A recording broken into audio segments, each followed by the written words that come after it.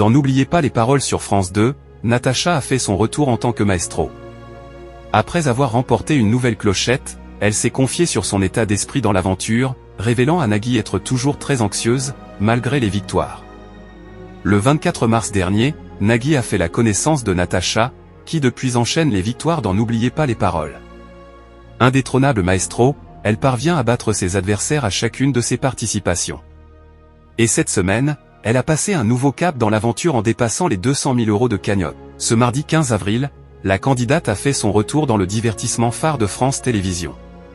Après avoir battu Cécile, elle a remporté la partie face à Amélie. Mais avant, elle s'est confiée à Nagui sur son état d'esprit. Rien n'est impossible, mais tout est très fragile, tout est très aléatoire, tout est possible, ça tient vraiment à pas grand-chose. Il faut ni être défaitiste, ni non plus s'enflammer. Il faut vivre les émissions vraiment les unes après les autres et accepter tout ce qui se passe. Il y a une part de chance, de confiance, une part de stress, a-t-elle analysé. N'oubliez pas les paroles, Natacha toujours aussi stressée par l'enjeu de la compétition. Pendant l'émission, Natacha a décroché une nouvelle victoire en remportant sa 22e clochette. C'est ouf, a réagi Nagui.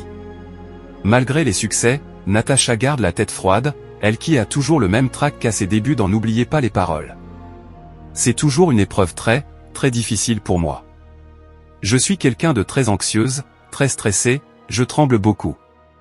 Ici, c'est pas comme dans son salon. On l'a vu au tout début de parcours, c'était vraiment mon point faible et du coup, j'avais très peur, ça a accéléré l'appréhension aussi, a-t-elle expliqué.